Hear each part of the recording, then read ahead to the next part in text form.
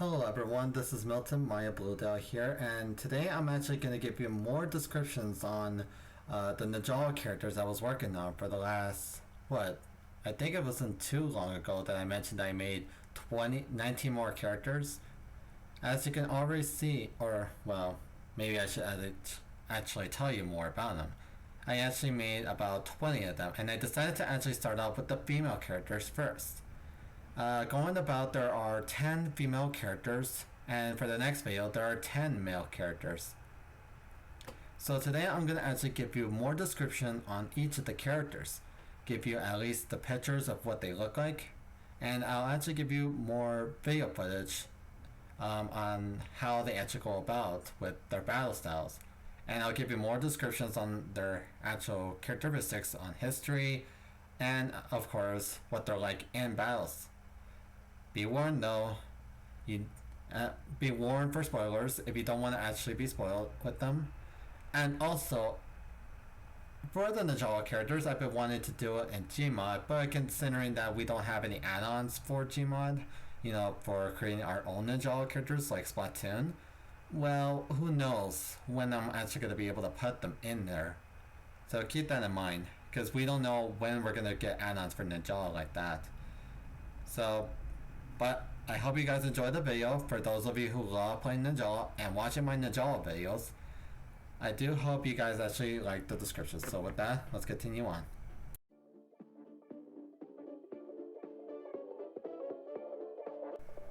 Number 1. Yumi. For most of you who already are aware of this character, Yumi is actually the main character, or at least the very first character I created on my own, based on my own ideas.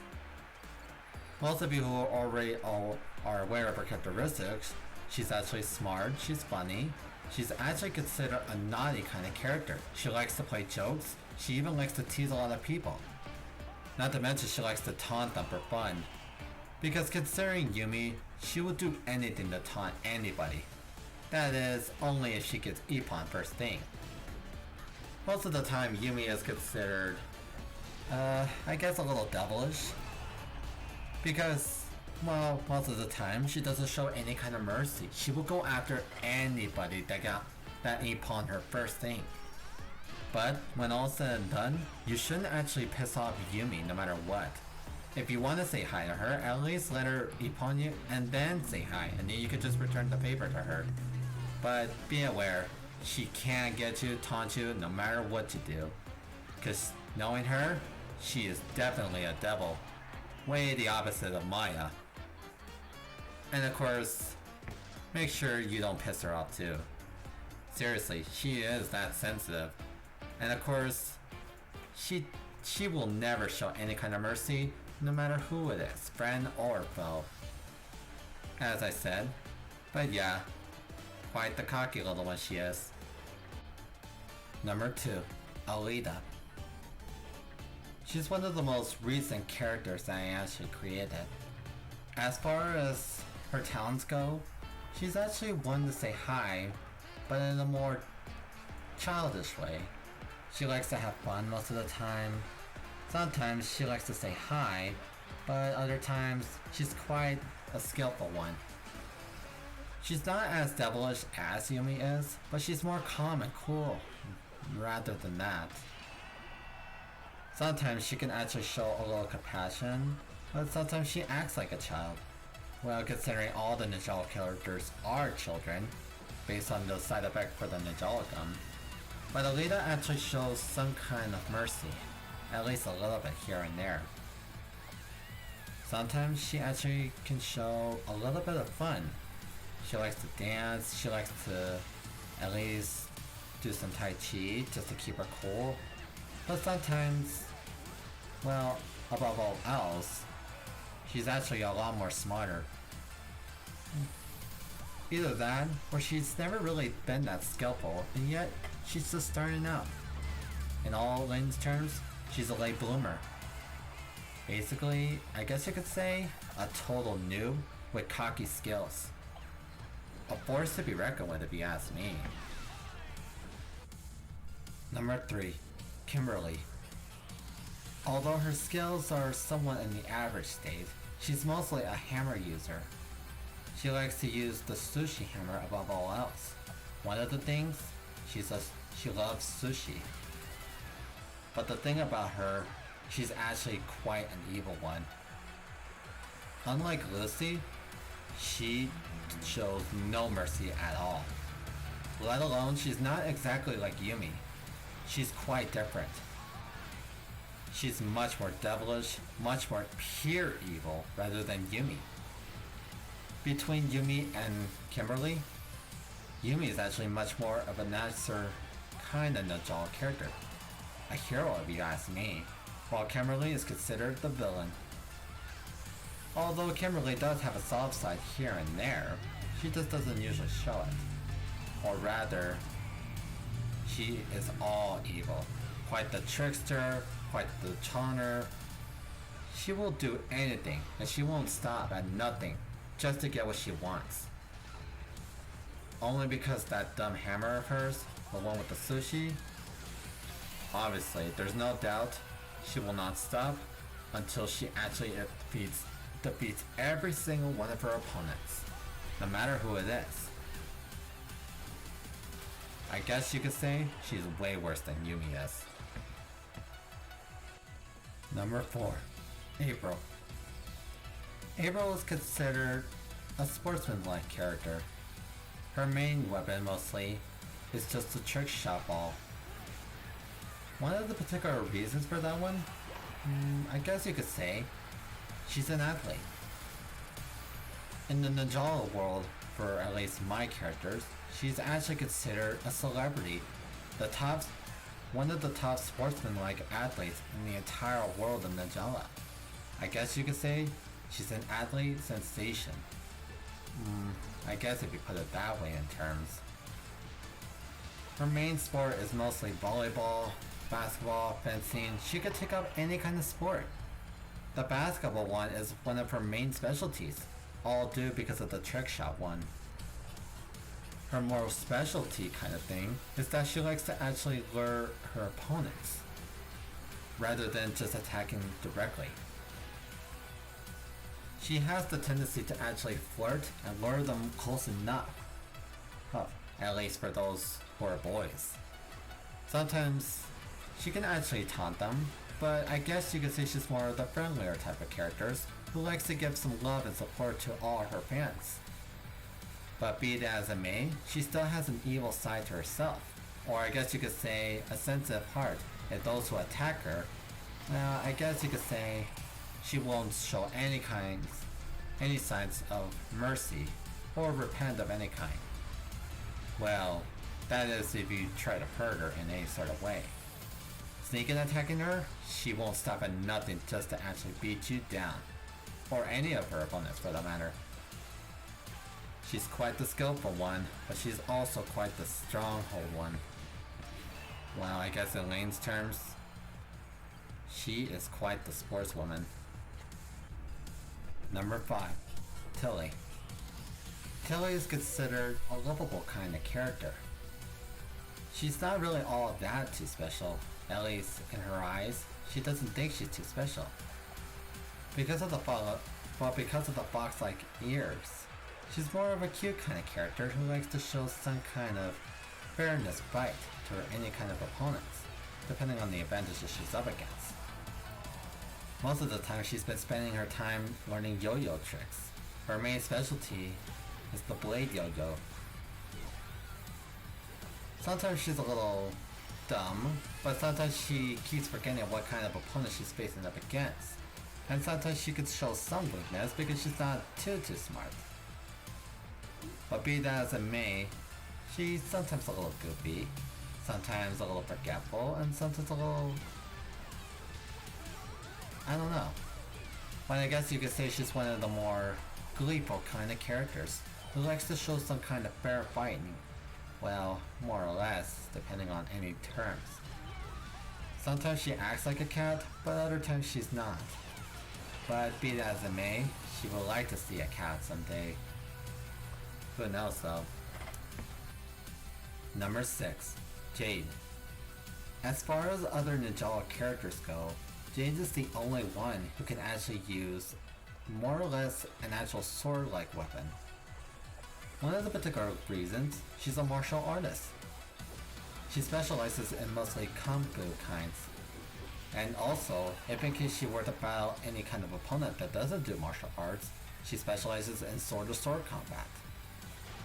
One of the very best sword weapons she likes to use would be the blades.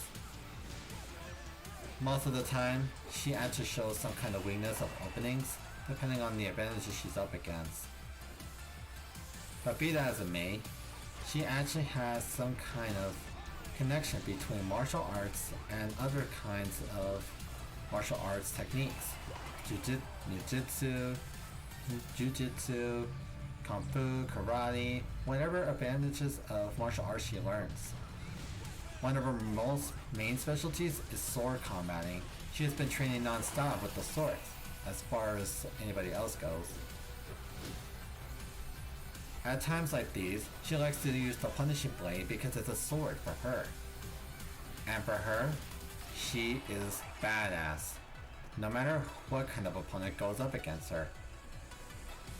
Well, in Lane's terms, or in terms of my own opinion, she is legit. You wouldn't want to cross swords with her, you know. Number 7, Natalie. As far as Natalie's past goes, she's mostly been a gangster all her life. Her family has been quite an abusive kind of family members to her.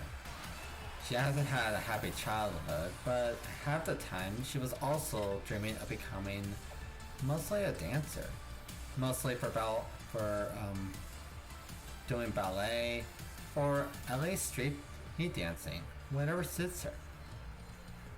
One of her strongest idol dancers, well, I guess it only kind of varies. Because she has so many dancing choices, she likes to actually think of any dance that sets her mood to a happy tone. But based on her combating skills, she's a whole lot different. Mostly because it's related to her anger towards her family. And I guess you could say doing Ninjala takes all that anger out of her. More or less. But who knows? To be honest, well, I don't know. She doesn't have anything else to do. But sometimes when people get on her nerves, she won't show any kind of mercy at all. Especially if they start attacking her. And of course, because she wants to be a dancer, she also has to do DJing, or at least do music. Just to set the tone of it. But be careful, she will get you no matter what if you get caught in her dance moves. Number 8, Scarlet.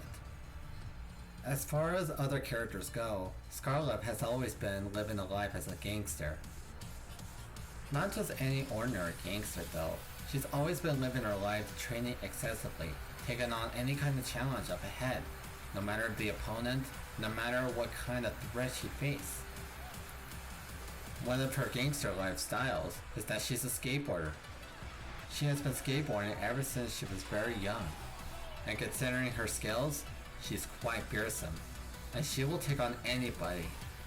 She likes to pick fights with almost anybody. Sometimes she gets roughed up, sometimes she doesn't, but when all said and done, she's quite the skillful skater. But she's also a force to be reckoned with, for she's intelligent and she's always coming up with new plans here and there. Or new ways to actually hit their enemies. But hey, in all Lane's terms, you want to be careful with her. She doesn't like to show any kind of mercy. But there is another thing about her that actually sets her gangster mode quite differently. She's actually really scared here and there because of the power she possesses of releasing an inner beast. To be honest, she's actually scared of that because she was born with the power of releasing the beast within her. That is, if people started attacking her out of thin air. I guess because the beast is too much for her to handle.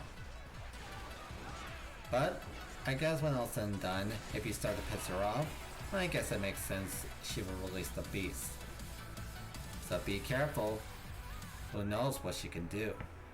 At least, what her inner beast can do to you. Number 9. Sydney. As far as other characters go, Sydney isn't too much of a fighter. Rather, she actually delivers. She's more of a skateboarder who likes to deliver the goods to almost any job she works. But I guess when you think about it, no matter what kind of opponent she's up against, depending on if she gets in the way of her job, she will stop at nothing to attack them just to get them out of the way. Because as far as anybody else is concerned, she's quite dedicated to her actual job. So she will stop at nothing attacking her opponents. Most of the time, she will only just attack them to slow them down, and then make her escape, just to continue her daily job. On the battlefield, she's just like that. Always on the move, no matter where or when he does it. Either on the field or out on the field. Who knows? All I can say, she's always on the move with her skateboard, and she will do anything to finish what she starts. At least, depending if she ever sleeps, that is. Or who knows if she could be working overtime. You know? Number 10. Mira. Mira isn't much of a violent type of person. Rather, she's more dedicated to practicing an instrument. So I guess you could say she's just like a musician. A beginner musician pursuing her dream of being a star someday. Most of the time, she likes to boogie. She likes to dance to the music, no matter what kind of music it is. But other times, I guess you could say, no matter the opponent, she will stop at nothing to stop them in their tracks. I guess you could say because she's quite dedicated to her music. And whenever she hears some music, she won't stop dancing to the beat of the music. Although, depending on being out in the field, no matter the music, she will actually stop at nothing to beat down her opponents. Whether they're trying to chase the same dream as her or not. But, who can say? All I can say, she's quite skilled. At least, for now, that is.